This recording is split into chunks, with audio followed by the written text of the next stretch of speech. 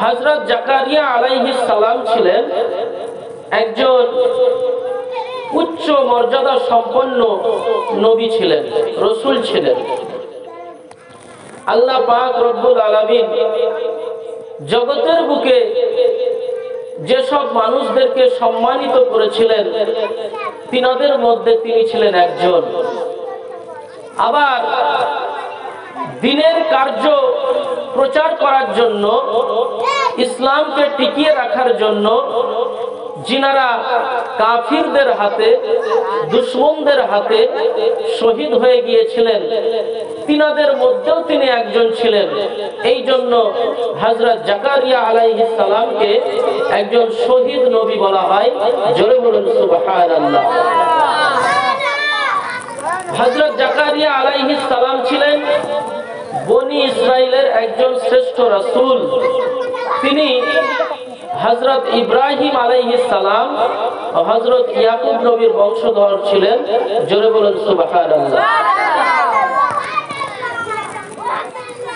আরেকটা কথা বলে রাখি যে বনি ইসরাইলের প্রধান যে দ্বীনি কার্যক্রম যেখান থেকে পরিচালনা করা হতো, দ্বীনি কার্যক্রম যেখান থেকে প্রচার ও প্রসার করা হতো, সেটার নাম ছিল বাইতুল মুকাদ্দাস।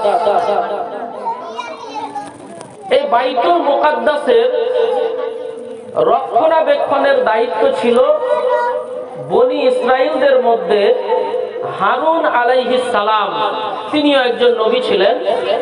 তিনার বংশধরদের মধ্যে একজন গোত্রের উপর এই দায়িত্বটা ছিল। আমার বাবাজি ভাইয়েরা, বনি ইসরাইলের দ্বীনি কার্যক্রমের মূল কেন্দ্র ছিল বাইতুল মুকাদ্দাস। এখন এই বাইতুল মুকাদ্দাসের রক্ষণাবেক্ষণের দায়িত্ব পড়ে হযরত হারুন আলাইহিস সালামের বংশধরের এক গোত্রের উপর, এবং সেই গোত্রের প্রধান ছিলেন হযরত জাকারিয়া আলাইহিস সালাম। হযরত জাকারিয়া আলাইহিস সালাম তিনি বাইতুল মুকাদ্দাসের যেহেতু প্রধান, সেহেতু বাইতুল মুকাদ্দাসের সমস্ত কার্যাবলী তিনি পরিচালনা করতেন। সমস্ত কিছুর তত্ত্বাবধানের দায়িত্বে ছিলেন তিনি। বাইতুল মুকাদ্দাস থেকে হযরত জাকারিয়া আলাইহিস সালাম দ্বীনি কার্যক্রম পরিচালনা করতেন। মানুষকে দ্বীনের দাওয়াত দিতেন, মানুষকে শিক্ষা দিতেন, মানুষকে অসৎ পথ থেকে ফিরে আসতে বলতেন, সৎ পথে চলতে বলতেন। কিন্তু আমার বাবাজি ভাইরা, হযরত জাকারিয়া আলাইহিস সালাম ছিলেন নিঃসন্তান। এই জন্য তিনি যখন দ্বীনি কার্যক্রম করতে যেতেন, মানুষকে কালেমার দাওয়াত দিতেন, তখন মানুষজন তিনাকে নিয়ে ঠাট্টা তামাশা করত। এইভাবে ঠাট্টা তামাশা করত, তুমি তো নিঃসন্তান, তোমার কোনো সন্তান নাই, তুমি তো বন্ধা। এইভাবে বিভিন্ন বাজে মন্তব্য করে হযরত জাকারিয়া আলাইহিস সালামকে ঠাট্টা বিদ্রূপ করত। আমার বাবাজি ভাইরা, সন্তান যে কত মূল্যবান, সন্তান যার নাই সেই বুঝে। আমার বাবাজি ভাইরা, নবী করিম সাল্লাল্লাহু আলাইহি ওয়াসাল্লামকে আল্লাহ পাক রব্বুল আলামিন একটি সন্তান দান করেছিলেন, নাম ছিল ইব্রাহিম রাদিয়াল্লাহু তাআলা আনহু। হযরত ইব্রাহিম রাদিয়াল্লাহু তাআলা আনহু ছোট্ট বাচ্চা, নবীর প্রিয় সন্তান, এবং সাথে আছে ইমাম হুসাইন রাদিয়াল্লাহু তাআলা আনহু। দুইজন ছোট্ট শিশুকে নিয়ে নবী আমার বসে আছেন, দুই জানুতে নিয়ে বসে আছেন। ডান জানুতে হাসান হুসাইন রাদিয়াল্লাহু তাআলা আনহু, বাম জানুতে তিনার প্রিয় সন্তান ইব্রাহিম রাদিয়াল্লাহু তাআলা আনহু। তিনি আদর করছেন, এত সুন্দর ভাবে আদর ভালোবাসা বিনিময় হচ্ছে, সুন্দর পরিবেশ। এমন সময় হযরত জিবরাইল আলাইহিস সালাম আসার পরে নবীকে আমার বলছেন, ও আল্লাহর নবী, আপনাকে এই দুটি ফুল থেকে আল্লাহ পাক রব্বুল আলামিন একটি ফুল নিজের কাছে চেয়েছে। নবী আমার ইমাম হুসাইন রাদিয়াল্লাহু তাআলা আনহু এবং তিনার নিজ সন্তান ইব্রাহিম রাদিয়াল্লাহু তাআলা আনহুকে নিয়ে বসে আছেন, আদর করছেন, ভালোবাসা বিনিময় করছেন। এমন সময় হযরত জিবরাইল আলাইহিস সালাম এসে বলছেন, ও আল্লাহর নবী, আপনাকে এই দুটি ফুল থেকে একটি ফুল আল্লাহ পাক রব্বুল আলামিন নিজের কাছে চেয়েছেন। জোরে বলুন সুবহানাল্লাহ। আমার বাবাজি ভাইরা, নবী করিম সাল্লাল্লাহু আলাইহি ওয়াসাল্লাম চিন্তায় পড়ে গেলেন, কি করা যায়। আল্লাহ পাক রব্বুল আলামিন যেহেতু চেয়েছেন সেহেতু দেওয়া লাগবে। তিনি মনে মনে চিন্তা করতে লাগলেন, আমি যদি ইমাম হুসাইনকে দিয়ে দিই তাহলে আমার কলিজার টুকরা মা ফাতেমা কষ্ট পাবে, আমার জামাই হযরত আলী রাদিয়াল্লাহু তাআলা আনহু কষ্ট পাবে, সাথে সাথে আমিও কষ্ট পাবো। কিন্তু যদি আমার পুত্র, আমার কলিজার টুকরা ইব্রাহিম রাদিয়াল্লাহু তাআলা আনহুকে দিয়ে দিই তাহলে শুধু আমি কষ্ট পাবো, আমি হয়তো বুকে পাথর ভেদে থাকতে পারবো, কিন্তু তাদেরকে আমি কি জবাব দেব? না না না, আমি হুসাইন রাদিয়াল্লাহু তাআলা আনহুকে দিব না, আমি আমার পুত্র ইব্রাহিম রাদিয়াল্লাহু তাআলা আনহুকে কুরবান করে দেব। নবী করিম সাল্লাল্লাহু আলাইহি ওয়াসাল্লাম জিবরাইল আলাইহিস সালামকে বলে দিলেন, ওগো জিবরাইল, যাও যাও যাও, তুমি আল্লাহ পাক রব্বুল আলামিনকে বলে দাও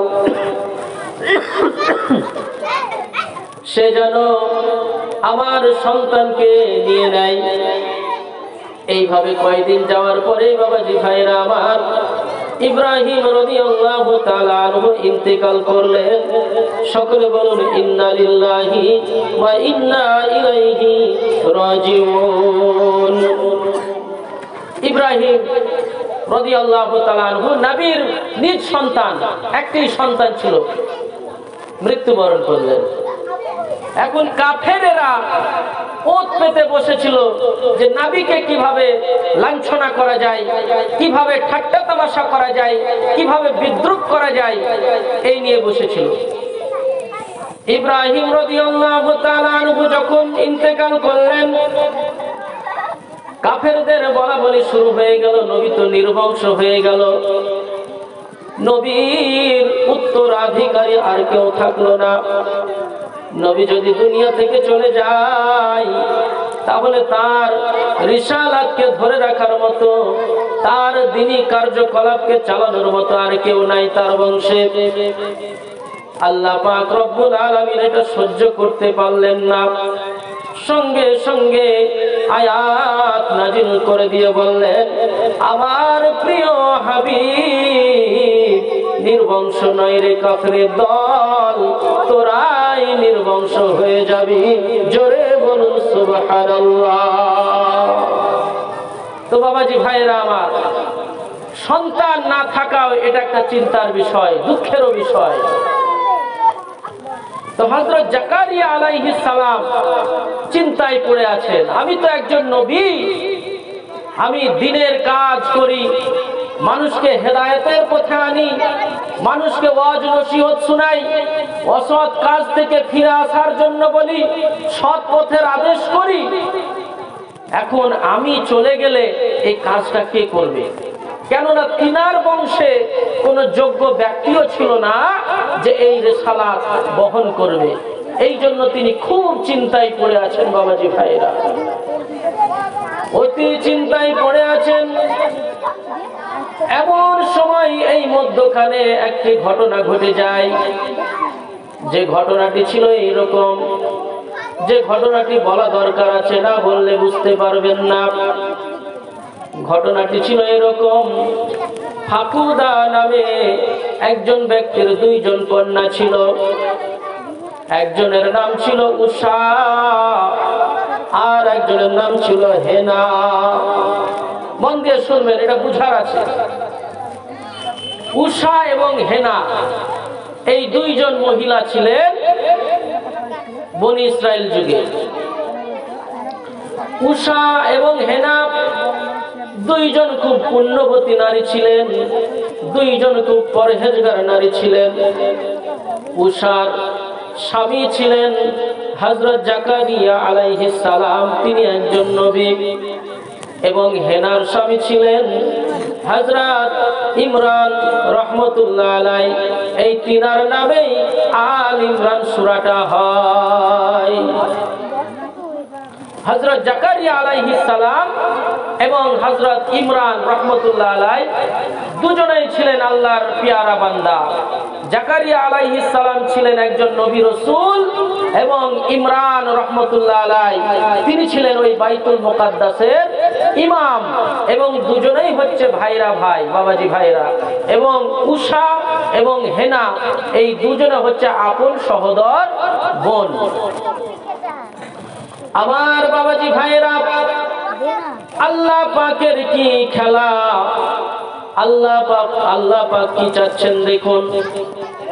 উষা এবং হেনা দুইজনেই বন্ধা, তাদের কোনো সন্তান নাই, বয়স হয়ে গেছে, সন্তান নাই।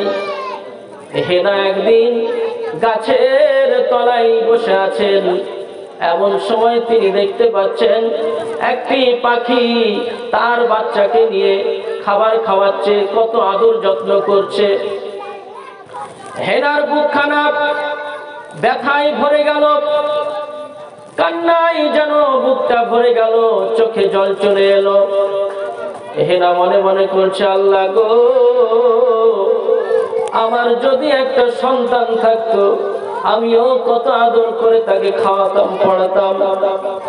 এই জন্য তিনি ওই সময় আল্লাহর কাছে মানত করলেন, আল্লাহ গো, আমার যদি একটা সন্তান তুমি দাও, তাহলে ওই সন্তানটাকে আমি বাইতুল মুকাদ্দাসের জন্য উৎসর্গ করে দেব। মানত করে ফেলল। মানত যখন করে ফেলল, আল্লাহ পাক রব্বুল আলামিন তিনার মানতটাকে গ্রহণ করে নিলেন। আল্লাহ পাক রব্বুল আলামিন একটি সন্তান দিলেন, কিন্তু ওই সন্তানটা ছিল কন্যা সন্তান। আর হেনা আশা করেছিল আমার সন্তান হবে পুত্র সন্তান, যাকে আমি বাইতুল মুকাদ্দাসের কাজে উৎসর্গ করে দেব। কারণ বাইতুল মুকাদ্দাসের জন্য কোনো মহিলা এলাও ছিল না, সেখানে পুরুষের যাতায়াত ছিল, মহিলার যাতায়াত ছিল না। আল্লাহ পাক রব্বুল আলামিন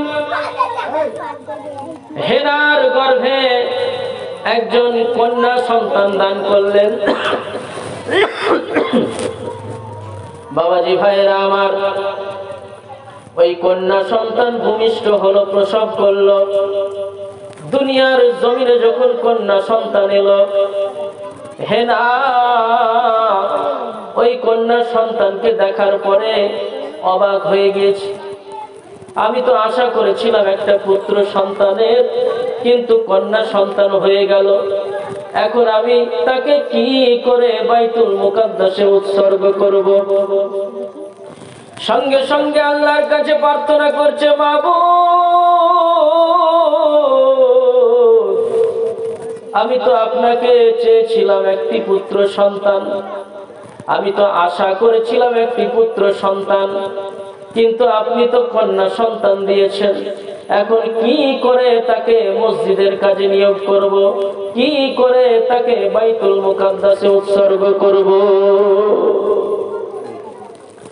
আল্লাহ পাক রব্বুল আলামিন বললেন, ও হেনা, তুমি চিন্তা করিও না, আমি যেটা করেছি সেটা তুমি জানো না, এর কিছু রহস্য আছে, এর কিছু গুরুত্ব আছে।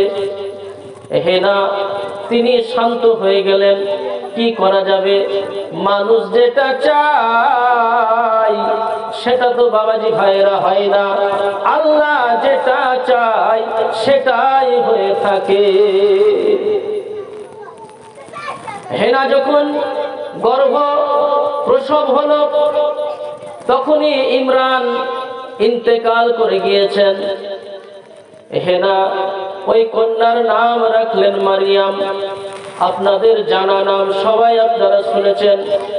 ওই মারিয়াম যখন আস্তে আস্তে করে একটু বড় হলো তখন হেনা বাইতুল মুকাদ্দাসের খিদমতের জন্য মারিয়ামকে উৎসর্গ করে দিলেন।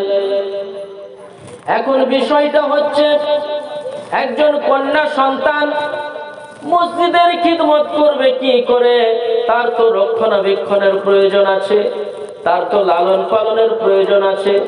এখন তাকে কে লালন পালন করবে, কে তাকে রক্ষণাবেক্ষণ করবে?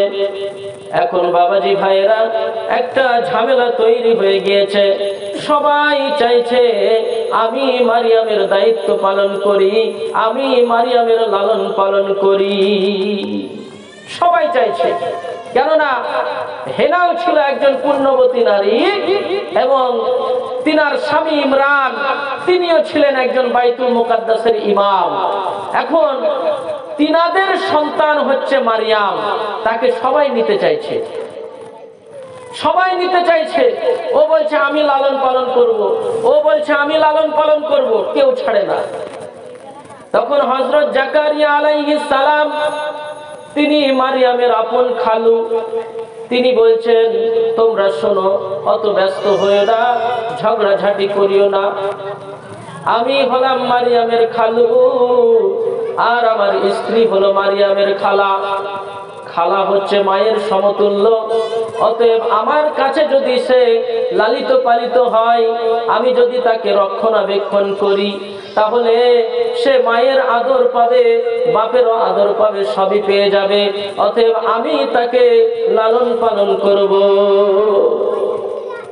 কিন্তু মানতে রাজি নয়। কেননা মারিয়াম হচ্ছে একজন মসজিদের উৎসর্গকৃত নারী। যে মসজিদের জন্য যে জিনিসটা মসজিদে দান করা হয়েছে সেটা কারো অধিকার থাকে? কারো অধিকার থাকে না, সবারই অধিকার সেটাতে। এখন তারা যুক্তি দেখালো এটা চলবে না। মারিয়াম হচ্ছে বাইতুল মুকাদ্দাসের উৎসর্গকৃত নারী। আপনি খালু হলেও আপনার আর নাই, আপনার নিজের হতে পারে, কিন্তু তার প্রতি অধিকার দেখালে চলবে না। আপনার যেমন অধিকার আমাদের সেই রকম অধিকার রয়েছে। অতএব আমরা আপনাকে লালন পালন করতে দিব না, আমরাই লালন পালন করব। ঠিক হলো না, কে যে লালন পালন করবে বোঝা যায় না। ও বলছে আমি লালন পালন করব, ও বলছে আমি লালন পালন করব, কেউ ছাড়ে না। তখন সিদ্ধান্ত হলো, সবাই মিলে একসঙ্গে হওয়ার পরে সিদ্ধান্ত নিল এইভাবে কাজ হবে না, এইভাবে গায়ের জোরে মারামারি ফাটাফাটি হবে, কিন্তু কাজ হবে না। অতএব একটা ব্যবস্থা করা যাক, একটা লটারির ব্যবস্থা করা যাক। সবাই এই সিদ্ধান্তে একমত হয়ে গেল। এই লটারির পদ্ধতি হলো, যারা যারা মারিয়ামের লালন পালন করতে চায় তারা একটি করে কলম নিবে এবং কলম নেওয়ার পরে নদীর কিনারায় যাবে। ওই নদীর কিনারায় গিয়ে কলমটাকে নিক্ষেপ করবে। যার কলম স্রোতের বিপরীতে আসবে সেই জয়ী হবে এবং তার কাছে মারিয়াম লালিত পালিত হবে। সুবহানাল্লাহ। সবাই কি করলো? একটি করে কলম দেওয়ার পরে নদীর কিনারায় চলে গেল। সেইখানে যাওয়ার পরে একজন কলম নদীতে নিক্ষেপ করে, কিন্তু কারো কলম নদীর স্রোতের বিপরীত দিকে আসে না। এক এক করে সবার কলম স্রোতে ভেসে চলে যায়। সবশেষে হযরত জাকারিয়া আলাইহিস সালাম তিনি এবার কি করলেন দেখুন। তিনি কলমটাকে ছুঁড়ে মারলেন, সঙ্গে সঙ্গে ওই কলমটা নদীর স্রোতের বিপরীত দিকে চলে এলো। জোরে বলুন সুবহানাল্লাহ। আল্লাহ পাকের কি মহিমা দেখুন। এক এক করে সবাই নদীতে কলম ফেলেছিল, কিন্তু কারো কলম স্রোতের বিপরীতে আসেনি। যখন হযরত জাকারিয়া আলাইহিস সালাম নদীর বুকে কলমটা ছুঁড়ে ফেললেন, তখন কলমটা নদীর স্রোতের বিপরীত দিকে চলতে শুরু করেছে। আল্লাহ পাক রব্বুল আলামিন এটাই হয়তো চাইছিলেন যে মারিয়াম নিজের খালুর কাছেই লালন পালন হোক। সবাই এক কথাই মেনে নিলেন, আর কোনো ঝামেলা নাই, আর কোনো বিবাদ নাই। হযরত জাকারিয়া আলাইহিস সালাম লটারিতে জয়ী হয়ে গিয়েছেন। অতএব বাধ্য হয়ে তিনারা মারিয়াম রাদিয়াল্লাহু তাআলা আনহাকে জাকারিয়া আলাইহিস সালামের হাতে তুলে দিলেন। হযরত জাকারিয়া আলাইহিস সালাম সুন্দর করে লালন পালন করতে লাগলেন। বাবাজি ভাইয়েরা, বাইতুল মুকাদ্দাসের নিকটে একটি ঘর বানিয়ে দিলেন, সেই ঘরে থাকার ব্যবস্থা করে দিলেন। তিনার স্ত্রী মারিয়ামের খালা সুন্দর করে মায়ের মতো করে তার সেবা করতে লাগলেন। খাওয়া দাওয়া, লেখাপড়া সব কিছু তিনারা করাতে লাগলেন। মারিয়াম রাদিয়াল্লাহু তাআলা আনহা ওই ঘরের মধ্যেই থাকে, বাইরে বের হয় না। ঘরের মধ্যেই খাওয়া দাওয়া, ইবাদত বন্দেগি, ইতিকাফ সব কিছু এই ঘরের মধ্যেই করতে থাকে। হযরত জাকারিয়া আলাইহিস সালাম তিনি এত সুন্দরভাবে তিনাকে দেখভাল করতেন, কোনোদিন চোখের আড়াল হতে দিতেন না, এত তিনাকে ভালোবাসা দিতেন। তিনি যখন কোনো জায়গায় যাওয়ার ইচ্ছা করতেন, তখন মারিয়ামকে ওই ঘরের মধ্যে রেখে তালাবদ্ধ করতেন, তারপরে যেতেন। আবার যখন ফিরে আসতেন, তখন তালাটা খুলে দিয়ে ঘরের মধ্যে প্রবেশ করে বাপ বেটির মতো একটু গল্প স্বল্প করতেন, ভালোবাসা বিনিময় করতেন।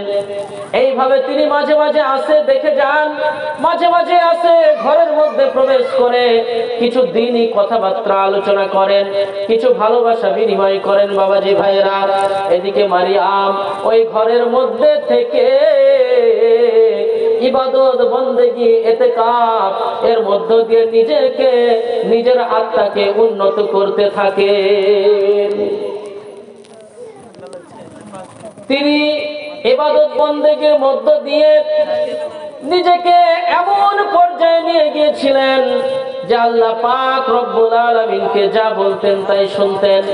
বাবাজি ভাইয়েরা আমার, তিনি এমন সময় কত খাবার তিনি দুনিয়ার জমিনে তিনাকে খাইয়েছেন, সঙ্গে সঙ্গে তিনি জান্নাতি ফলমূল খেয়েছেন। জোরে বলুন সুবহানাল্লাহ। আল্লাহ পাক রব্বুল আলামিন যখন ইচ্ছে করতেন জান্নাত থেকে ফলমূল যা কিছু আছে সব কিছু থালা ভর্তি সাজিয়ে মারিয়ামের কক্ষে কামরায় পাঠিয়ে দিতেন। মারিয়াম সেই ফলগুলো খেয়ে তৃপ্তি পেতেন। বাবাজি ভাইরা, একদিন জাকারিয়া আলাইহিস সালাম তিনি মারিয়ামকে দেখতে এলেন। দেখতে আসার পরে ঘরের মধ্যে প্রবেশ করে দেখছেন কিছু ফলমূল রয়েছে থালার মধ্যে সাজানো। মারিয়ামকে দেখতে আসার পরে তিনি দেখতে পাচ্ছেন যে ফলমূল রয়েছে। এই ফলগুলো এমন ফল যেটা এই মৌসুমে পাওয়া যায় না, বেমৌসুমের ফল।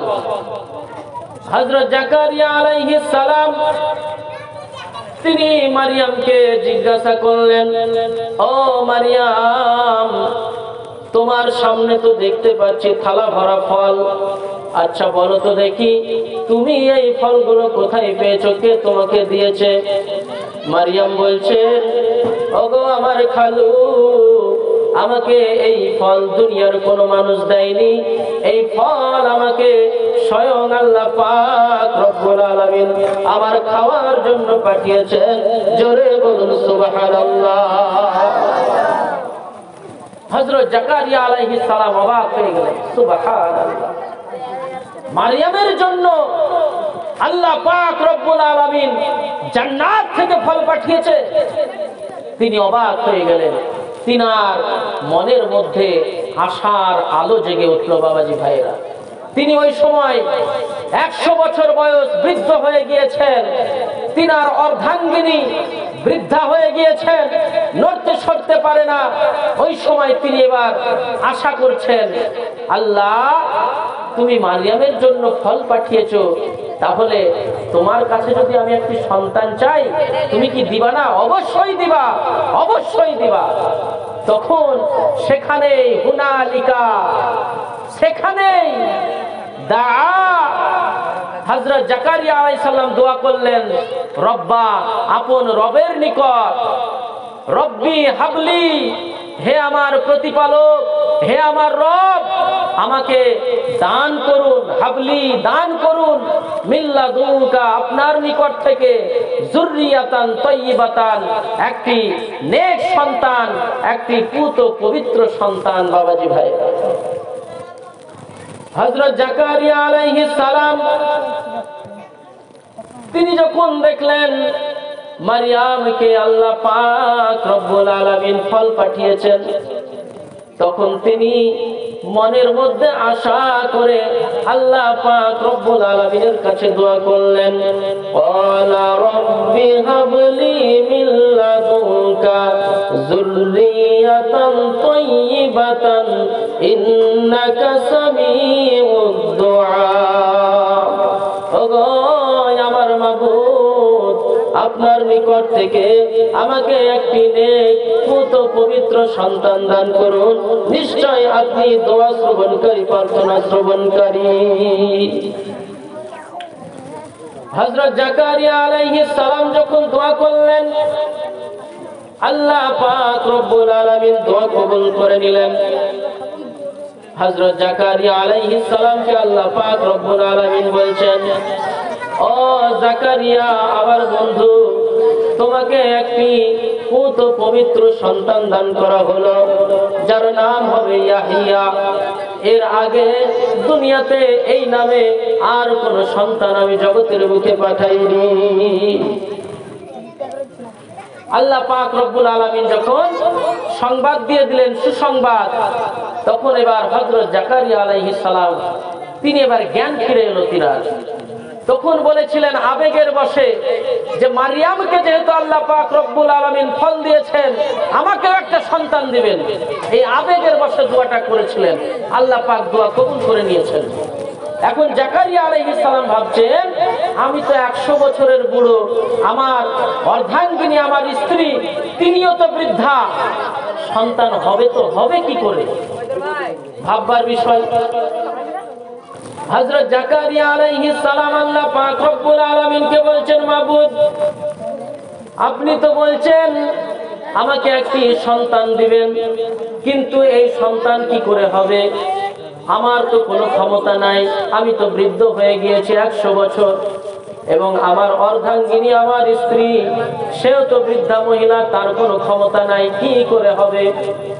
আল্লাহ পাক রব্বুল আলামিন হযরত জাকারিয়া আলাইহিস সালামকে বললেন, জাকারিয়া শোনো, তোমার যখন কোনো অস্তিত্ব ছিল না, তুমি যখন পানিতে কাদাতে ছিলে, তখন যদি আমি তোমাকে এই রকম একটা মানব আকৃতি করে দুনিয়ার জমিনে পাঠাতে পারি, আমার জন্য তোমাকে সন্তান দেওয়াটা কোনো ব্যাপার নয়।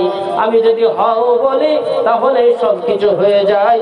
জোরে বলুন সুবহানাল্লাহ।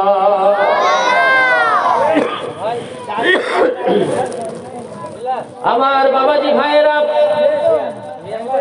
হযরত জাকারিয়া আলাইহিস সালামকে যখন এই কথা বললেন, হযরত জাকারিয়া আলাইহিস সালাম তবুও তিনার মনের মধ্যে সংশয় যায় না।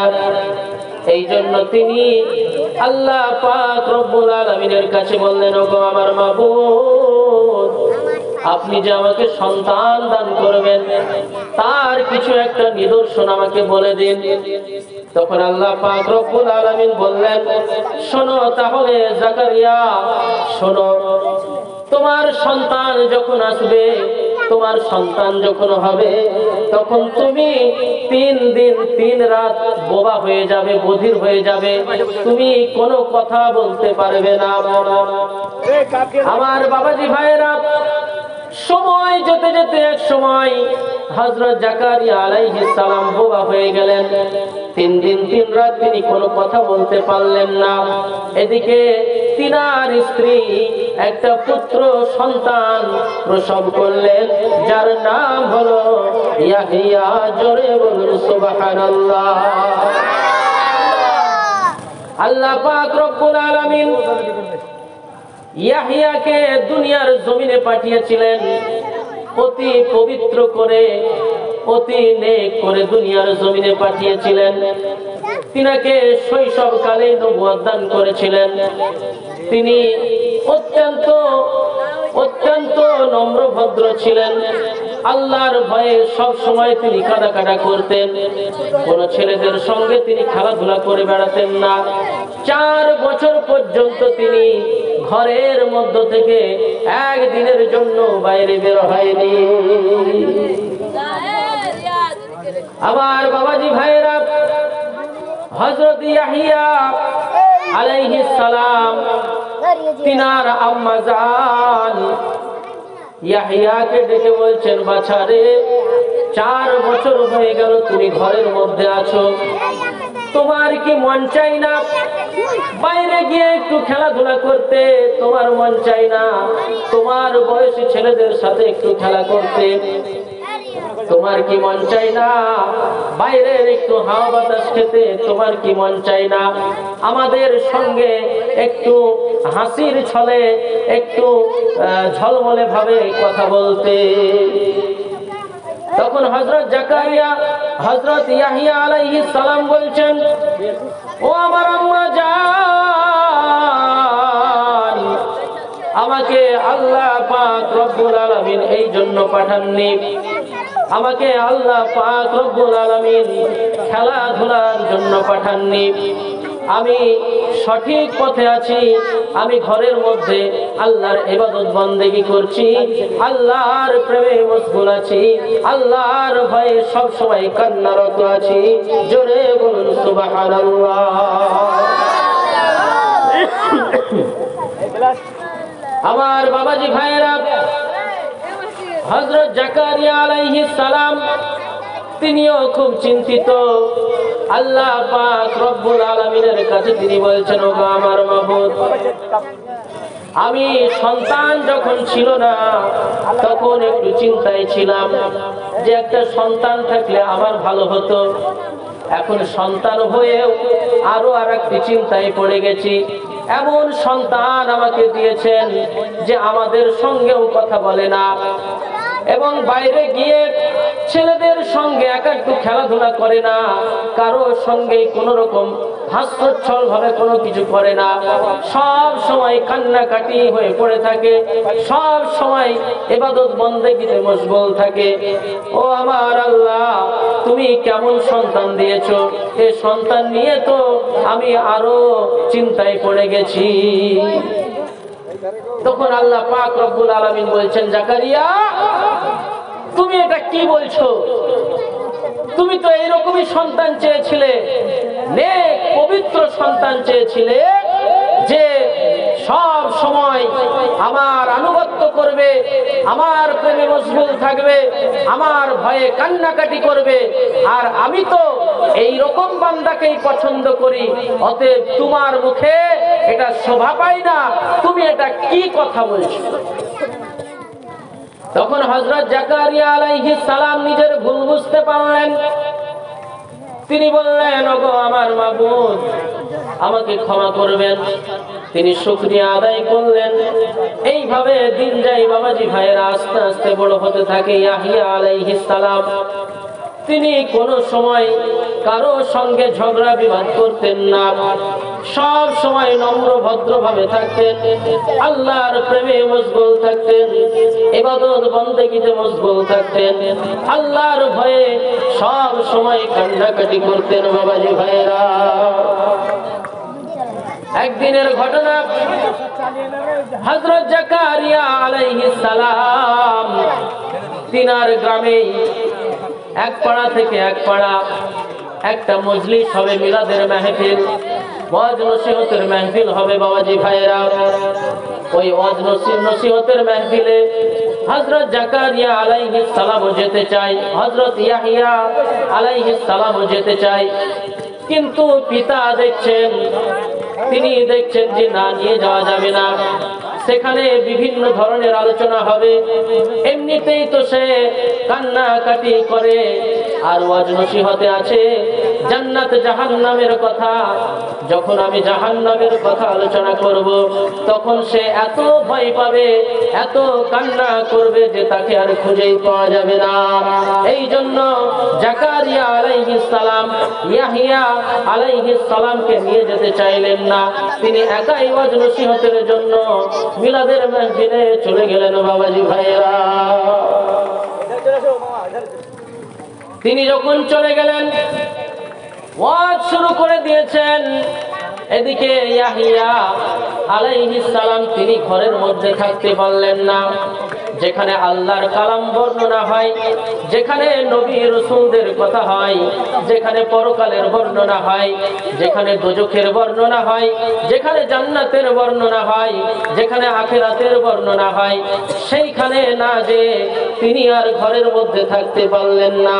তিনি আম্মা জানকে না বলে একা একা গুটি গুটি পায়ে তিনি ওই মিলাদের মাহফিলে, তিনি ওই ওয়াজের মাহফিলে চলে গিয়ে এক কোণে চুপচাপ বসে ওয়াজ শুনতে লাগলেন। আমার বাবাজি ভাইয়েরা, হযরত জাকারিয়া আলাইহিস সালাম তিনি ওয়াজ শুরু করে দিয়েছেন। প্রথমেই তিনি শুরু করে দিয়েছেন জাহান্নামের বর্ণনা। জাহান্নামের বর্ণনা কতই যে ভয়ঙ্কর বাবাজি ভাইয়েরা, কান করে শুনুন। হযরত জাকারিয়া আলাইহিস সালাম শুরু করে দিয়েছেন, তিনি বলছেন জাহান্নাম এমন একটি আবাসস্থল যেখানে ঘোর অন্ধকার, শুধুই অন্ধকার, এবং আগুন রয়েছে। ওই আগুন হচ্ছে এতই কালো, এতই কালো, দুনিয়ার কোনো আগুনের মতো নয়। দুনিয়ার আগুন যদি জ্বালায় অন্ধকার দূর হয়ে যায়, কিন্তু জাহান্নামের আগুন এত কালো, এত কালো, এত তার তীব্রতা যে গোটা জাহান্নাম যে আবাসস্থল সেটা ঘোর অন্ধকার হয়ে আছে।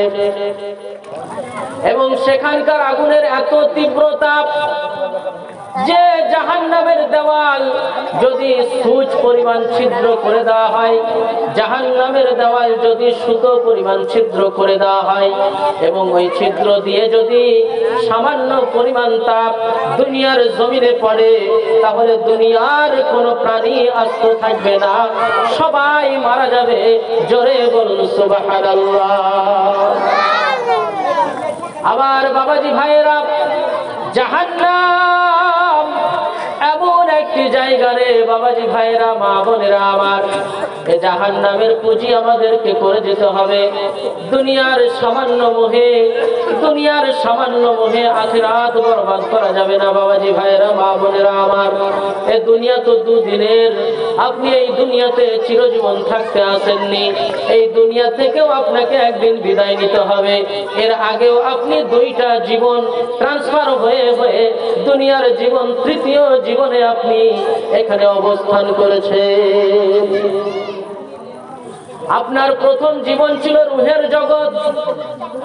ওই রুহের জগতে আল্লাহ পাক রব্বুল আলামিনের কাছে ওয়াদা করে এসেছেন, আপনি মায়ের জগতে মাতৃগর্ভে এসেছেন। এই মাতৃগর্ভটা হলো আপনার জন্য দ্বিতীয় জীবন। মাতৃগর্ভে 10 মাস 10 দিন থাকার পরে আপনি এবার দুনিয়ার জীবনে এসেছেন। এই দুনিয়ার জীবন হলো আপনার কাছে তৃতীয় জীবন। এই দুনিয়ার জীবনেও আপনি থাকবেন না, ক্ষণিকের সময় অতিবাহিত করে আপনি আবার কবরের জীবনে চলে যাবেন। ওই কবরের জীবন থেকে আবার আপনি কিয়ামত পর্যন্ত ওই কবরের জীবনে থাকবেন। ওই কবরের জীবন থেকে এবার কিয়ামতের জীবন আসবে। ওই কিয়ামতের জীবনে হিসাব নিকাশ করার পরে যার হিসাব ভালো হবে সে যাবে জান্নাতে, আর যার হিসাব খারাপ হয়ে যাবে সে চলে যাবে জাহান্নামে। এই জন্য বাবাজি ভাইরা, আমার মা বোনেরা, সামান্য সময়ের জন্য দুনিয়ার জীবনের মোহে না কাটিয়ে আখিরাতের জন্য কিছু পুঁজি করা দরকার আছে আমার বাবাজি ভাইরা, মা বোনেরা আমার বাবাজি ভাইরা। দুনিয়ার জীবন হলো আখিরাতের শস্য ক্ষেত্র। এই দুনিয়ার জমিনে আপনি শুধুমাত্র পরীক্ষা দিতে এসেছেন, পরীক্ষা ছাড়া আর কিছুই নয়।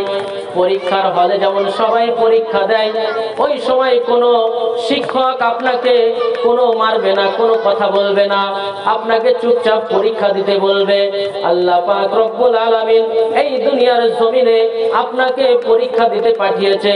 আল্লাহ পাক রব্বুল আলামিন আপনাকে এখন মারবে না। আপনি যতই খারাপ কাজ করেন আর যতই ভালো কাজ করেন, যা করবেন এটা আপনার ব্যাপার। ভালো করলে আপনার আমলনামা ভালো হবে, আর যদি খারাপ করেন আপনার আমলনামা খারাপ হবে। হিসাব হবে কাল কিয়ামতের ময়দানে। জোরে বলুন সুবহানাল্লাহ। আমার বাবাজি ভাইয়েরা, গুনাহগার উম্মত যখন জাহান্নামের মধ্যে যাবে, কাফেরেরা যখন জাহান্নামের মধ্যে যাবে, আমার বাবাজি ভাইরা, ওই জাহান্নামের আগুন সহ্য করা বড়ই কঠিন। আমার বাবাজি ভাইরা, জাহান্নামের আগুনে পুড়তে পুড়তে যখন তাদের পিপাসা লাগবে, পিপাসায় যেন বুকটা ফেটে যাবে, তখন তারা পানি খাওয়ার জন্য ছটফট ছটফট করতে থাকবে। কিন্তু পানি এই দুনিয়ার কোনো কলের পানি নয়, দুনিয়ার কোনো ট্যাপের পানি নয়, দুনিয়ার কোনো ঝর্ণার পানি নয়, দুনিয়ার কোনো ফ্রিজের পানি নয়, দুনিয়ার কোনো সুশীতল পানি নয়। ওই পানি হবে গরম ফুটন্ত পানি। জোরে বলুন সুবহানাল্লাহ। ওই পানি তার জন্য থাকবে, পিপাসায় ছটফট করবে পানি খাওয়ার জন্য। কিন্তু পানি কোথায় পাবে? গরম ফুটন্ত পানি। পিপাসার কারণে ওই ফুটন্ত পানি তারা পান করবে। ক্ষুধার কারণে এক ধরনের ফল, জাক্কুম ফল, তারা ওইটা খাবে। কিন্তু ওই ফলটা এমন কাঁটাযুক্ত ফল, এত দুর্গন্ধযুক্ত ফল, ওই ফলটা যখন খাবে গলার মধ্যে আটকে যাবে এবং ওইটাকে নামানোর জন্য তারা ওই গরম ফুটন্ত পানি পান করবে।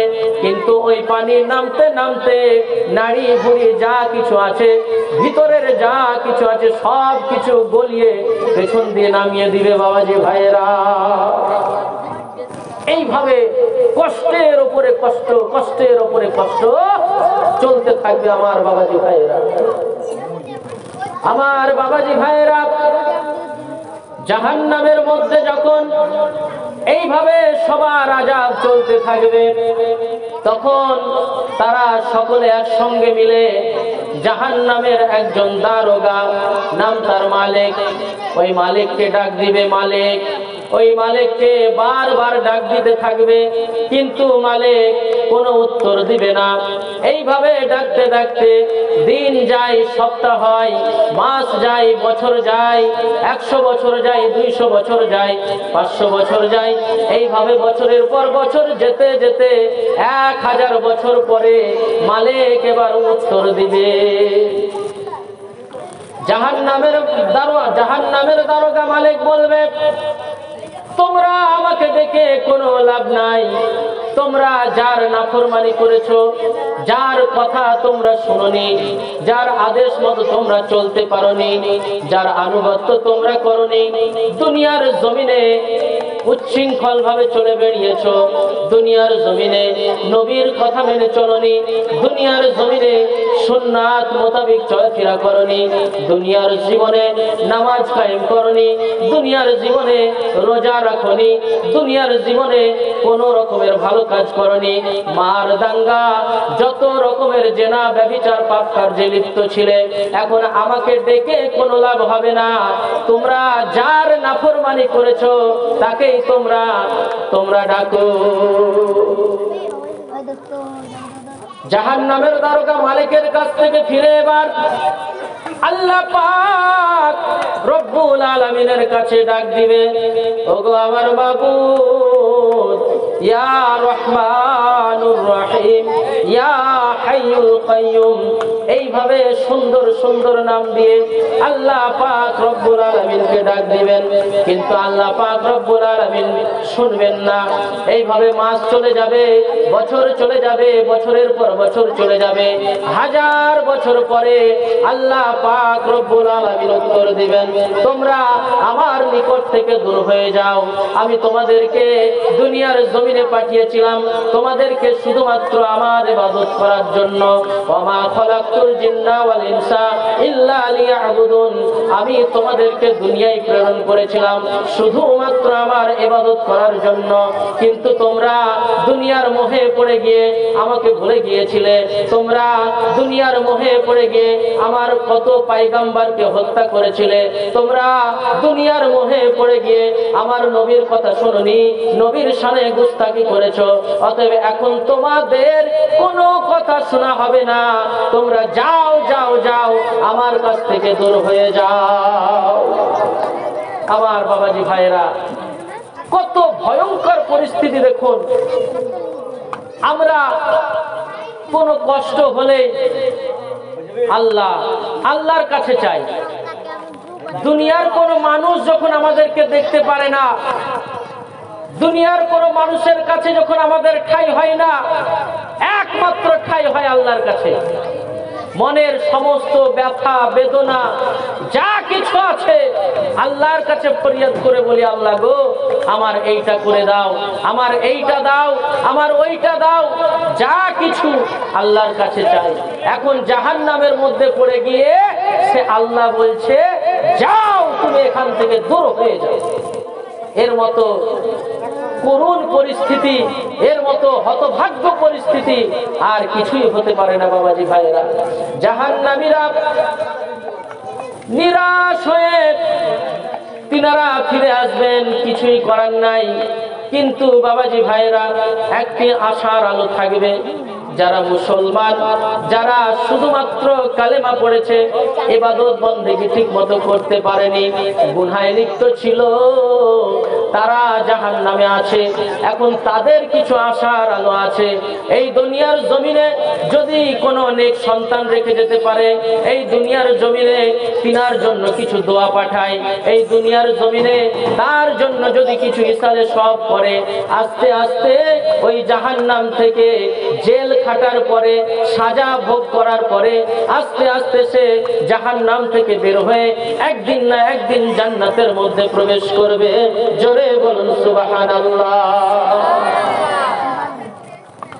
এইভাবে আস্তে আস্তে যারা মুসলমান অন্তত কালেমা পড়েছে, লা ইলাহা ইল্লাল্লাহু মুহাম্মাদুর রাসূলুল্লাহ, এতটুকু কালেমা পড়েছে, জীবনে কোনোদিন আমল করতে পারেনি, নামাজ পড়তে পারেনি, রোজা রাখতে পারেনি, কোনো ভালো কাজই করতে পারেনি, শুধু এতটুকু বিশ্বাস রেখেছিল আল্লাহ পাক রব্বুল আলামিন আছেন এবং নবী করিম সাল্লাল্লাহু আলাইহি ওয়াসাল্লাম তিনার রাসূল, এতটুকু বিশ্বাস ছিল।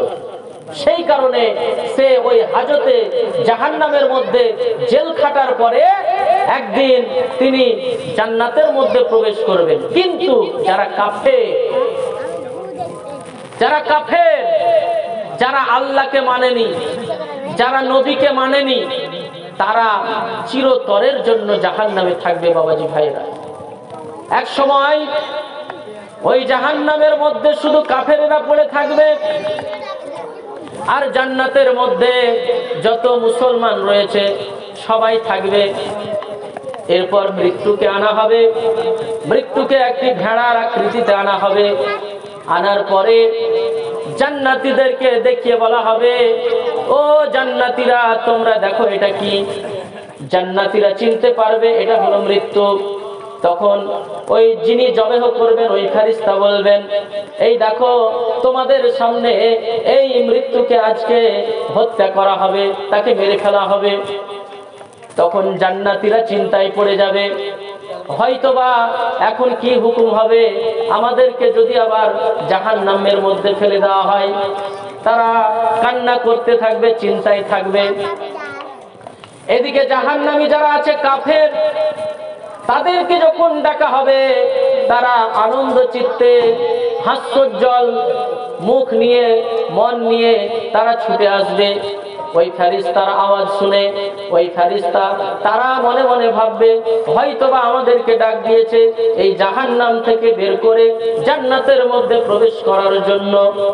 কিন্তু না না বাবাজি ভাইরা আমার, ওই ফেরেশতা জাহান্নামীদেরকে ডেকে বলবেন এবং জান্নাতীদেরকে ডেকে বলবেন, ডাকার পরে বলবেন, এই দেখো এটা হচ্ছে মৃত্যু, আজ থেকে এই মৃত্যুকে আমি কতল করে দিলাম, আজ থেকে কারো কোনোদিন মৃত্যু হবে না। যারা জাহান্নামে আছো চিরতরে জাহান্নামে থাকবে এবং যারা জান্নাতে আছো চিরতরে জান্নাতের মধ্যে থাকবে। জোরে বলুন সুবহানাল্লাহ। আমার বাবাজি ভাইরা, জাহান্নামীদেরকে এবার কি করা হবে? সিন্দুকের মধ্যে আগুন লাগিয়ে সেই আগুনের মধ্যে এক একজনকে ভরা হবে, এক একজনকে সিন্দুকের মধ্যে ভরে দেওয়া হবে এবং তাতে ওই সিন্দুকটাকে তালাবদ্ধ করে আবার আরেকটি সিন্দুকে ভরা হবে, তাতে আগুন দেওয়া হবে। এইভাবে 7 স্তর করে এক একজনকে রেখে দেওয়া হবে। কেউ আর কেউ কাউকে দেখতে পাবে না, সবাই ভাববে যে আমি একাই জাহান্নামে পড়ছি, এর থেকে কষ্ট আর কিছু হতে পারে না। বাবাজি ভাইরা, হযরত জাকারিয়া আলাইহিস সালাম এইভাবে যখন জাহান্নামের বর্ণনা করছেন, তখন তিনার সন্তান, তিনার ছোট্ট সন্তান 7 বছরের শিশু, ওই ওয়াজ শুনতে শুনতে তিনার মনের মধ্যে এত ভয় ঢুকে গিয়েছে, তিনি ওই ওয়াজের মাহফিল থেকে দৌড়ে ছুটে যেন পালিয়ে যায় এক পাহাড়ি এলাকায়। কাঁদতে কাঁদতে এক পাহাড়ের মধ্যে চলে যায়। সেইখানে যাওয়ার পরে তিনি ওইখানে বসে বসে অঝোর নয়নে কান্না করতে থাকেন। এত কান্না যে কান্নার যে লুহি সেটা পড়ে পড়ে যেন চোখের মধ্যে দাগ পড়ে গিয়েছিল। বাবাজি ভাইয়েরা, তিনার আম্মা জান খোঁজ খবর করতে থাকে, কোথাও পাই না, কোথাও খুঁজে পাই না। পিতা জাকারিয়া আলাইহিস সালাম খোঁজ করতে থাকে, কোথাও পাই না।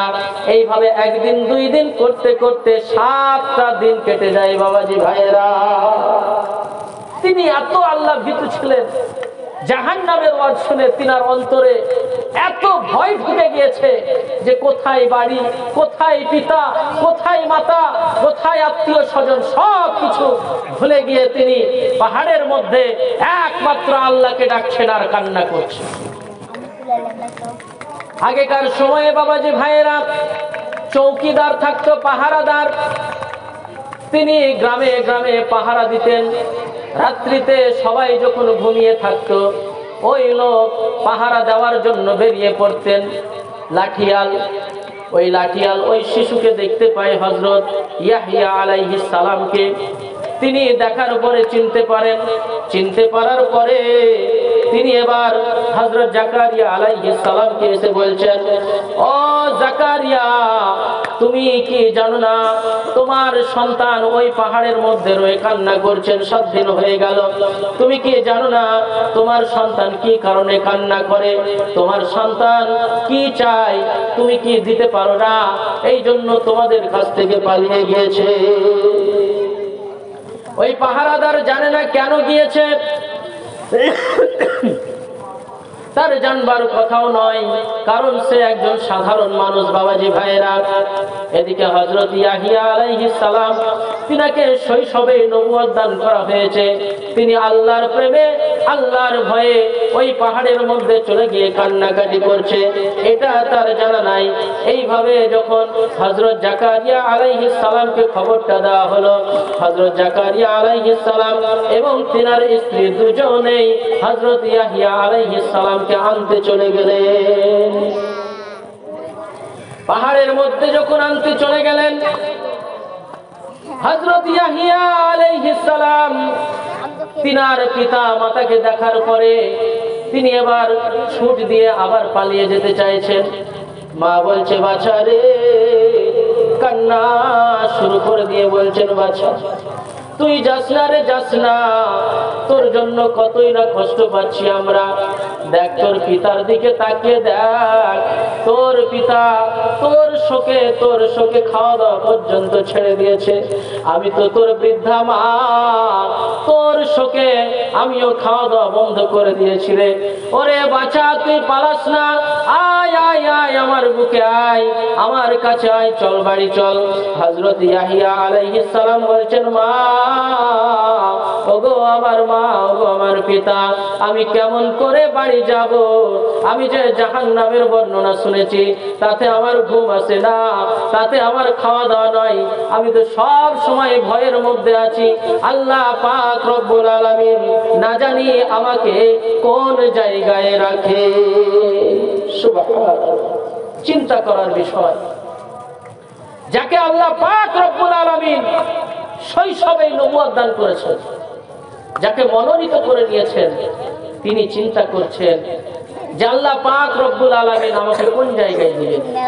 আমরা তো কোন বান্দা, নাছোড় বান্দা, আমাদের কোনো আমল নাই, কিচ্ছু নাই, অথচ আমরা নামাজ পড়লে, রোজা রাখলে কতই না আমাদের গর্ব শুরু হয়ে যায়, আমাদের কতই না অহংকার শুরু হয়ে যায়। না বাবাজি ভাইরা, আমাদেরও কান্না করতে হবে, আমাদেরও কান্না করতে হবে। আমলের বলে জান্নাতে যাওয়া যাবে না, আমলের বলে জান্নাতে যাওয়া যাবে না, আমলের বলে জান্নাতে যেতে পারা যাবে না। যদি যেতে পারা যেত শয়তান, সুবহানাল্লাহ, এই জমিনের দুই আঙুল ফাঁকা নাই যে সেজদা করেনি, সেজদা করেছে। এত আল্লাহর ইবাদত করেছে, এত পরহেজগারিতা দেখিয়েছে, যে পরহেজগারিতার কারণে, তাকওয়ার কারণে উঠতে উঠতে উঠতে সাত আসমানে গিয়ে ফেরেশতাদের সরদার হয়ে গিয়েছে। জোরে বলুন সুবহানাল্লাহ। কিন্তু বেয়াদবির কারণে তার সব ইবাদত বন্দেগী ধূলিসাৎ হয়ে গেল।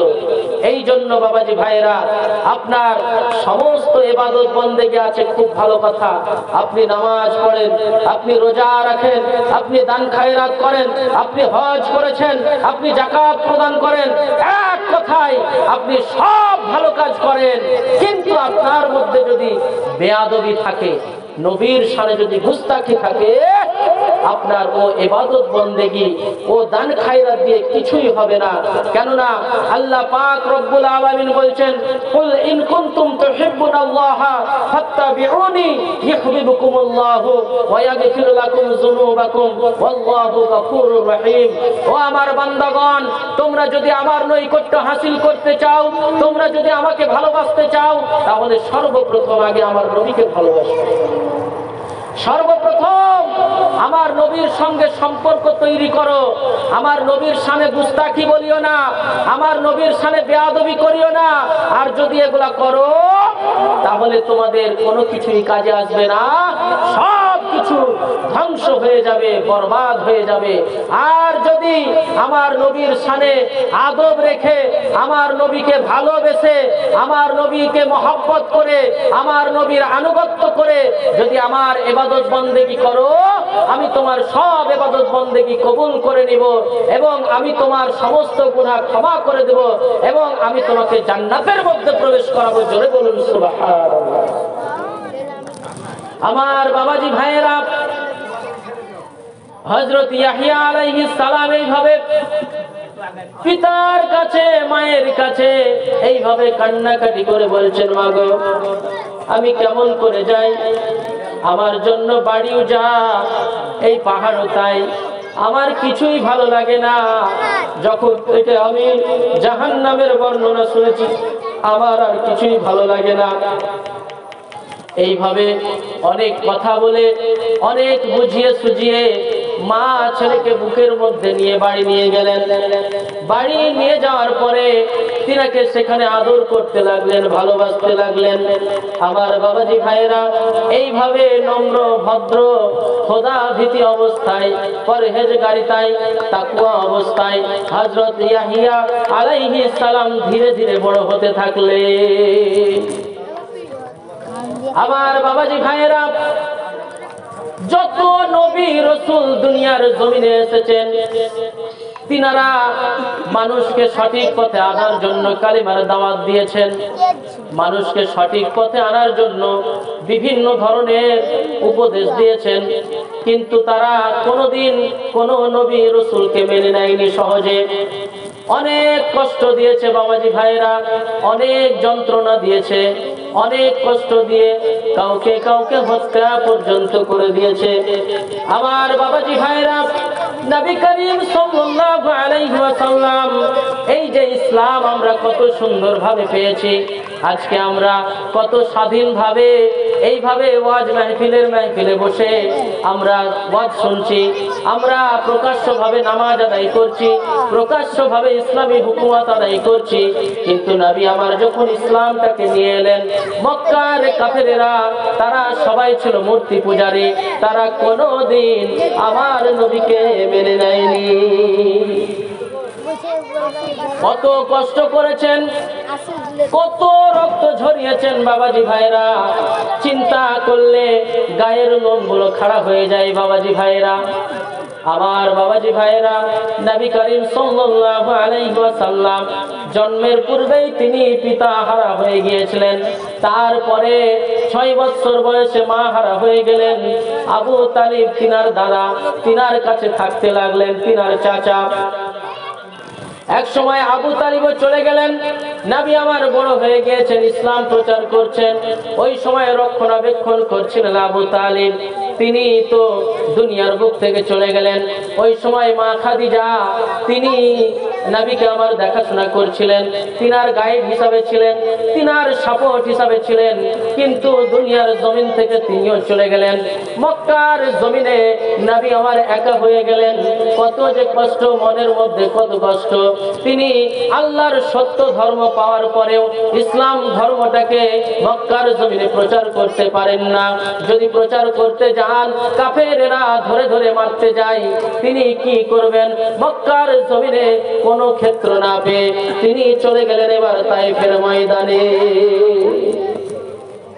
মক্কার জমিনে যখন দেখলেন যে কাফেরদের অত্যাচার বেড়ে যাচ্ছে, কুরাইশদের অত্যাচার বেড়ে যাচ্ছে, তখন তিনি গোপনে, প্রকাশ্যে না গোপনে তায়েফের ময়দান চলে গেলেন, অজানা একটি শহর। সেখানে যাওয়ার পরে তিনি নেতাদের বাড়ি বাড়ি ঘুরলেন, বাড়ি বাড়ি গিয়ে কালেমার দাওয়াত দিতে লাগলেন। কিন্তু বাবাজি ভাইরা, তারা ছিল মক্কার কুরাইশদের থেকে অত্যাচারী আরো। তারা নবীকে আবার চিনতে পারলো না, সবাই ঘরের দরজা বন্ধ করে দেয়। কেউ কেউ নেতা তারা আবার নবীকে তাচ্ছিল্য করে, নবীর সঙ্গে ঠাট্টা তামাশা করে। আচ্ছা বলো দেখি, তুমি কি করে নবী হলে? তুমি তো একজন গরিব এতিম, তোমার তো কিছুই নাই, ধন সম্পদ কিছু নাই, তুমি কি করে নবী হলে? তোমার আল্লাহ কি কোনো ধনী মানুষকে নবুয়ত দিতে পারলেন না? তারা কালেমার দাওয়াত মানল না। নবী আমার 3 দিন ধরে ওই তায়েফের ময়দানে ঘুরে ঘুরে বেড়ালেন, কিন্তু কোনো মতেই তারা কালেমার দাওয়াত গ্রহণ করলেন না। 3 দিন যখন হয়ে গেল, নবী আমার ওই তায়েফের নেতাদেরকে ডেকে ডেকে বললেন, আজকে আমি চলে যাব, তোমাদের প্রতি আমার অনুরোধ, তোমরা যখন কালেমার দাওয়াত অস্বীকার করলে না, তোমরা যখন আমার কথা মানলে না, তখন তোমাদের প্রতি আমার একটি কথা, আমি যে এই তায়েফের ময়দানে এসেছি, তোমরা সেটা কুরাইশদের নেতাদের কাছে এই কথা বলবে না। কারণ নবী আমার জানতেন আমি তো গোপনে এসেছি তায়েফের ময়দানে, এখন তারা যদি জেনে ফেলে যে আমি তায়েফের ময়দানে গিয়ে ইসলাম প্রচার করছি, তাহলে কুরাইশরা আরো অত্যাচার বাড়িয়ে দেবে। এই জন্য আমার নবী ওই তায়েফের নেতাদেরকে বললেন, তোমরা কখনোই ওই কুরাইশদেরকে নেতাদেরকে বলবে না আমি যে এখানে এসেছিলাম। কিন্তু বাবাজি ভাইরা, তারা তো সে কথা জানিয়েই দিল। সাথে সাথে কিছু ছোট ছোট বাচ্চা, কিছু দুষ্টু দুষ্টু বাচ্চা, তাদেরকে নবীর জন্য লেলিয়ে দিল। তাদেরকে শিখানো হলো ও হচ্ছে একটা পাগল, তোমরা ওকে পাথর মেরে মেরে এই তায়েফের ময়দান থেকে তাড়িয়ে দাও। ছোট্ট বাচ্চা, দুষ্টু বাচ্চারা সব নবীকে আমার পাথর মেরে মেরে সেইখান থেকে তাড়াতে তাড়াতে সেখান থেকে বের করতে লাগলো। পাথরের আঘাতে নবীর গোটা শরীর মোবারক থেকে রক্ত ঝরঝর করে পড়তে লাগলো। পাথরের আঘাতে নবী আমার বেহুশ হয়ে সেই জায়গায় পড়ে গেলেন। বাবাজি ভাইরা, তবুও ক্ষান্ত হয় না। নবীকে আবার জোর করে সেই বেহুশ অবস্থা থেকে তুলে নবীকে আমার বাধ্য করলেন হাঁটার জন্য। নবী আমার হাঁটতে লাগলেন, আবার পাথর মারা শুরু করলেন। নবী আমার আবার পড়ে গেলেন। নবী আমার কষ্ট করে উঠে আবার হাঁটতে গেলেন, আবার পাথর মারতে শুরু করলেন। নবী আমার আবার পড়ে গেলেন। সহ্য হয় না, সহ্য হয় না। আল্লাহর আরশ কেঁপে যায়, ফেরেশতারা সহ্য করতে পারে না। ফেরেশতারা নবীর কাছে এসে বলছে, নবী গো, আপনার এত কষ্ট আমরা সহ্য করতে পারি না, আপনি একবার হুকুম দেন এই তায়েফবাসীদেরকে দুই পাহাড়ের মধ্যে এমন ভাবে পিষে দেব যে তারা আস্ত থাকবে না, এই জমিনের মধ্যে তাদেরকে ঢুকিয়ে দেব, তাদেরকে একটাও জিন্দা রাখবো না। আমার দয়ার নবী, আমার মায়ার নবী তখন কি বলছেন দেখুন, ওরে ফেরেশতারা, তোমরা কি জানো না তারা আমাকে চিনে না? না চিনার কারণে তারা আমাকে পাথর মারছে। আর তোমরা যে বলছো তাদেরকে আমরা ধ্বংস করে দেব, তোমরা যদি তাদেরকে ধ্বংস করে দাও তাহলে আমি কাদের কাছে কালেমার দাওয়াতটা নিয়ে যাব? জোরে বলুন সুবহানাল্লাহ। হাজারো ব্যথা বেদনার পরে ফিরে আসনি তুমি আপন ঘরে, দিনের আলো তুমি ছড়িয়ে দিতে চলে গেছো মদিনায় মক্কা ছেড়ে। হে রাসূল,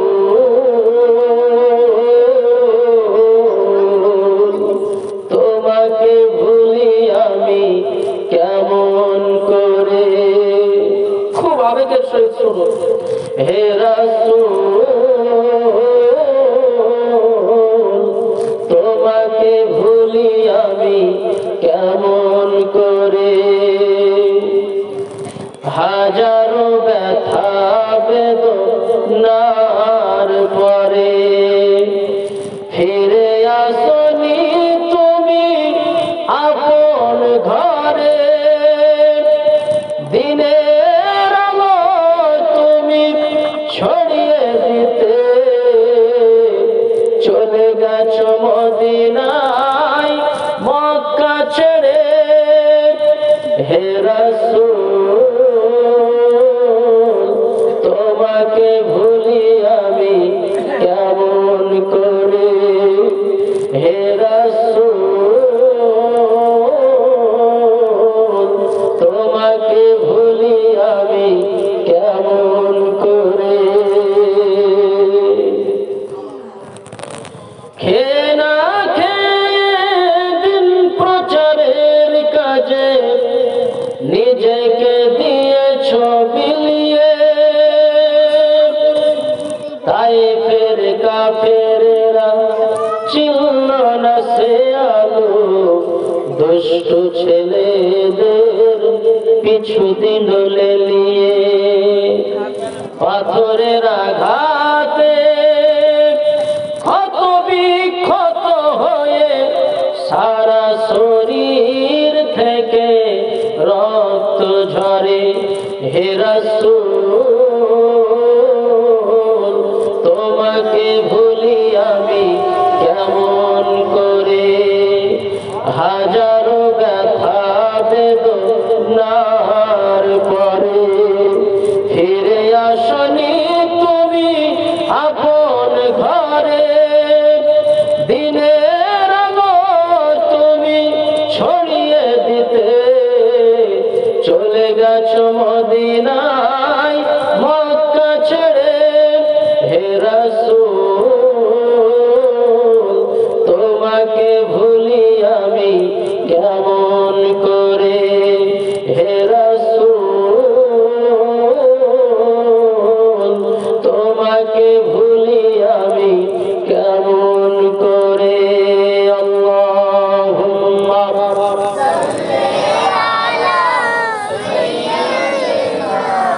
মাওলানা মুহাম্মদ ওয়া আলা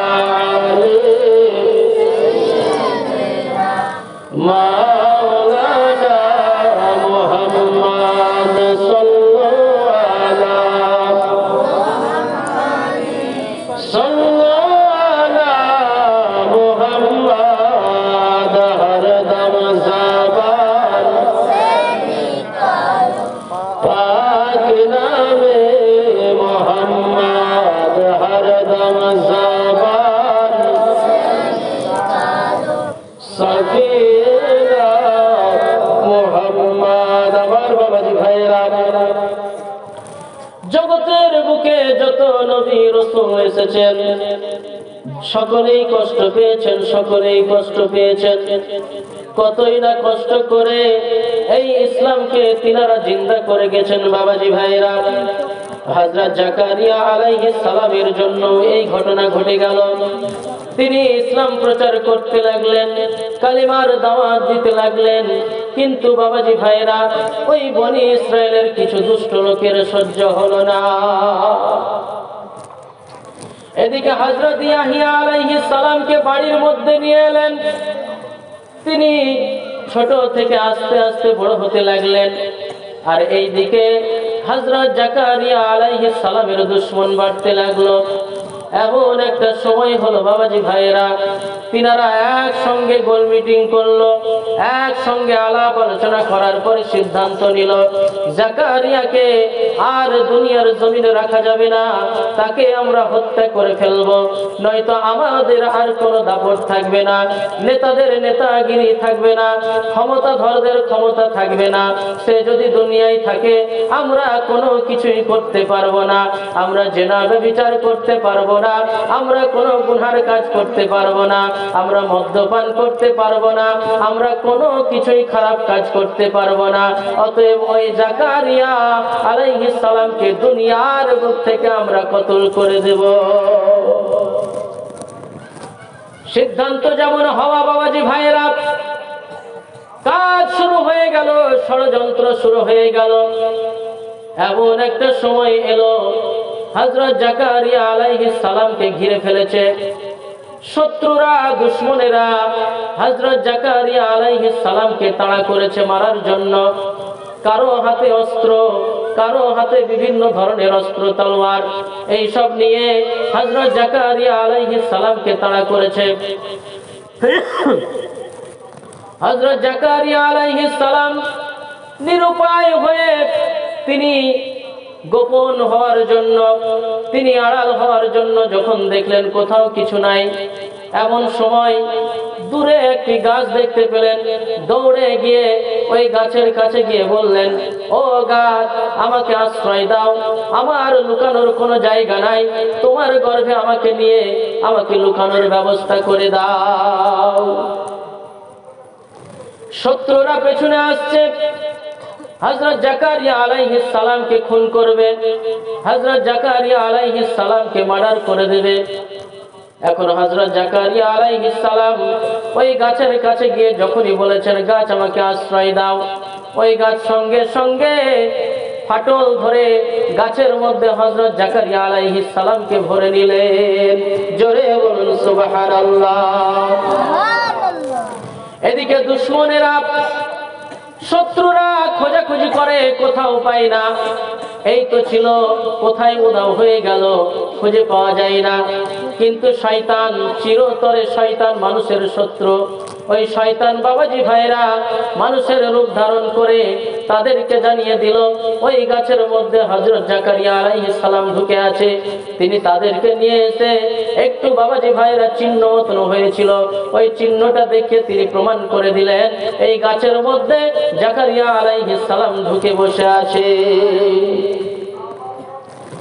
এমন সময় কি করলো শত্রুরা? ওই শত্রুরা করাত নিয়ে এলো, গাছ কাটা করাত। ওই গাছ কাটা করাত নিয়ে এসে ওই গাছের মধ্যে প্যাঁচ দিতে শুরু করেছে। গাছ কাটতে কাটতে যখন হযরত জাকারিয়া আলাইহিস সালামের গর্দান কাটতে শুরু করেছে, তিনি এবার উহ করে উঠেছে, কষ্ট পাচ্ছে, যন্ত্রণায় উহ করে উঠেছে।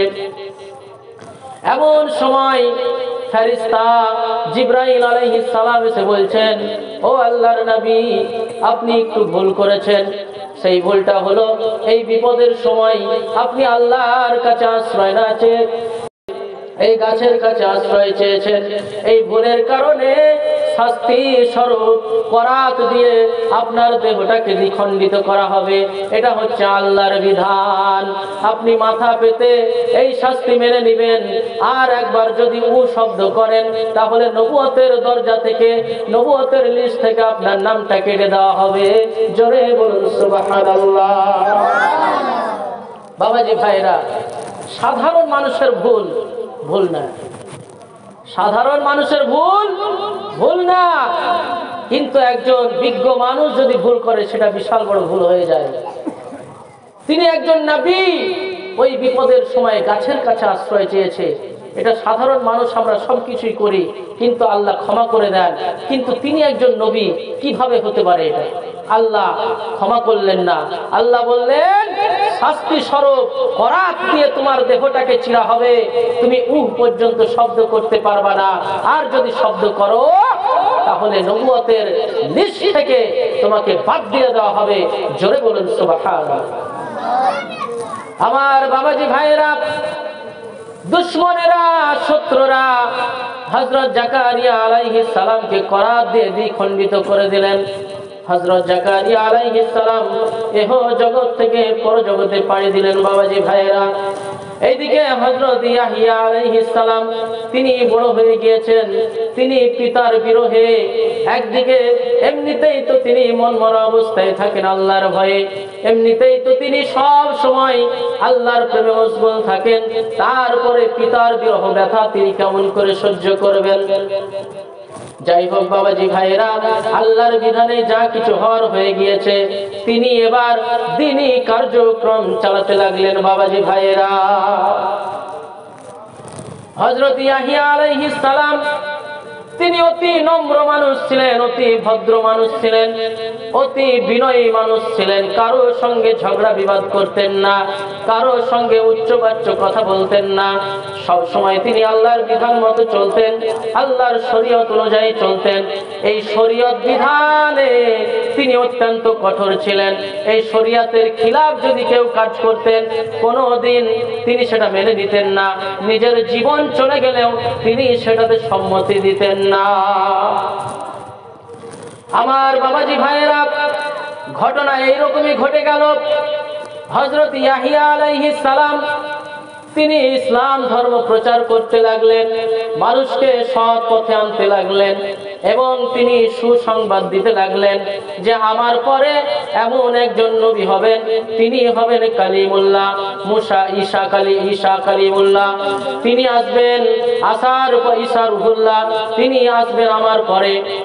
এইভাবে তিনি সুসংবাদ দিতে লাগলেন। এইভাবে যখন সুসংবাদ দিতে লাগলেন, মানুষকে সৎ পথে আনার বাণী তিনি শোনাতে লাগলেন, আবার ওই দুশমনেরা সহ্য করতে পারলেন না। ছলে বলে কৌশলে তিনার কাছে একটি মশলা নিয়ে গেলেন। তিনার কাছে এমন একটি মশলা নিয়ে গেলেন যে মশলাটা মেনে নেওয়ার নয়, যে মশলাটা মানা যায় না।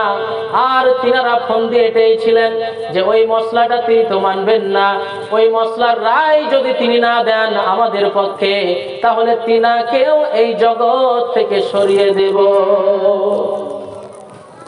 হযরত ইয়াহইয়া আলাইহিস সালামের কাছে নিয়ে গেলেন একটি মশলা। সেই মশলাটা হলো, ওই যুগের একটি মহিলা ছিল, নাম তার মালিকা।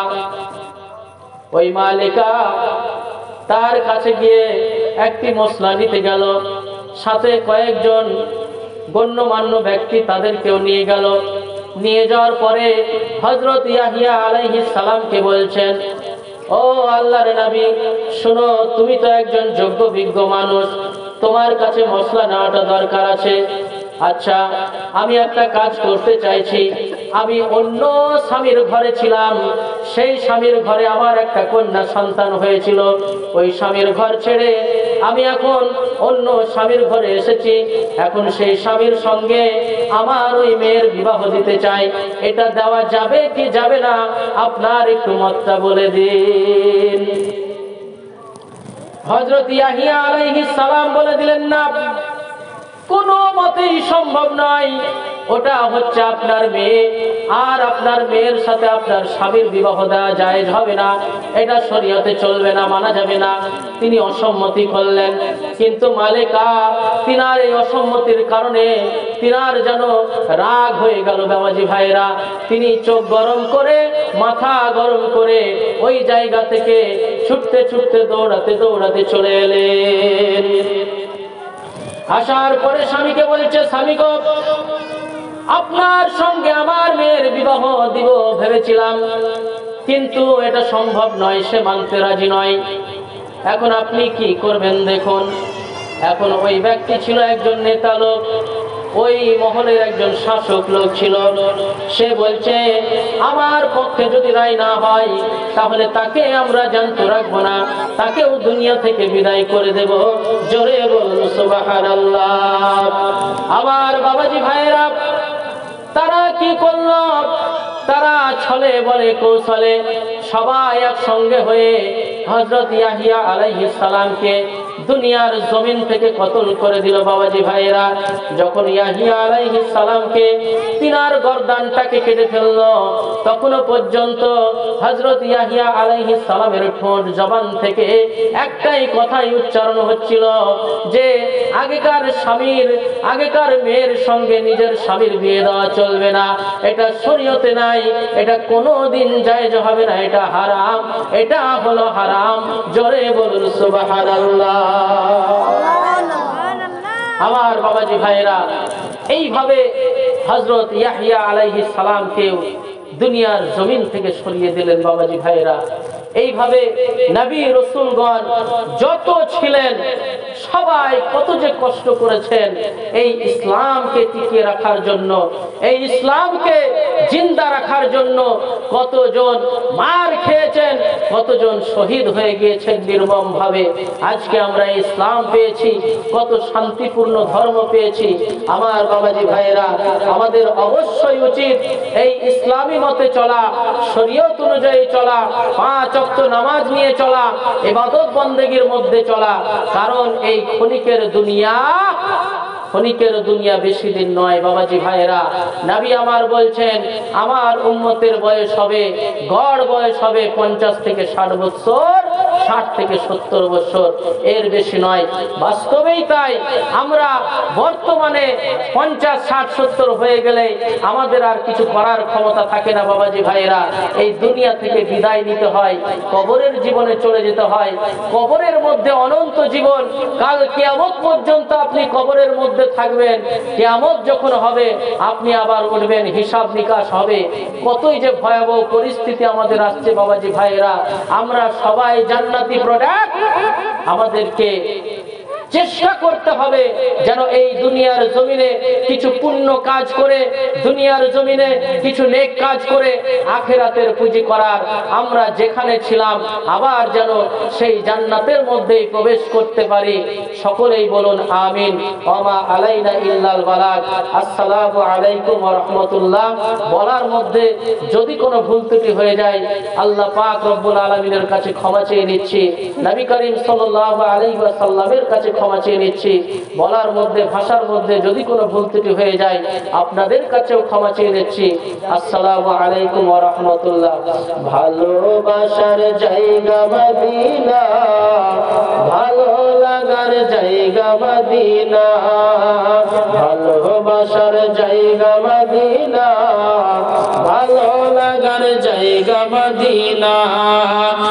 এত সুন্দর জায়গা কোথাও দেখি না, এত সুন্দর জায়গা কোথাও দেখি না। সাজিয়েছেন দয়াল রব্বানা, ভালো লাগার জায়গা মদিনা, ভালোবাসার জায়গা মদিনা, ভালো লাগার জায়গা মদিনা। মদিনা শরীফে নূরের খাজানা, মদিনা শরীফে নূরের খাজানা। আশিক ছাড়া অন্য বোঝে না, আশিক ছাড়া অন্য বোঝে না। ভালো লাগার জায়গা মদিনা, ভালোবাসার জায়গা মদিনা, ভালো লাগার জায়গা মদিনা। আমরা সকলে অনেক বেশি গুনাহগার, আমরা সকলে অনেক বেশি গুনাহগার। তাই হাবিবের কদম ছাড়ব না, তাই হাবিবের কদম ছাড়ব না।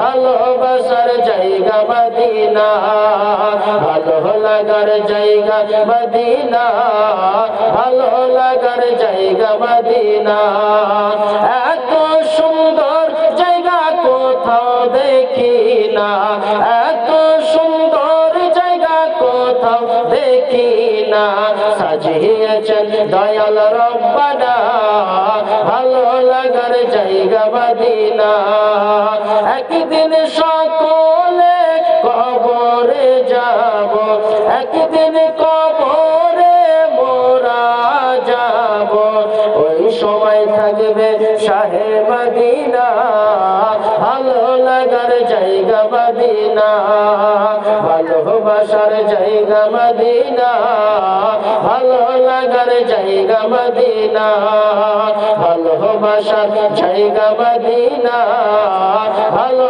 লাগার জায়গা মদিনা আল্লাহুম্মা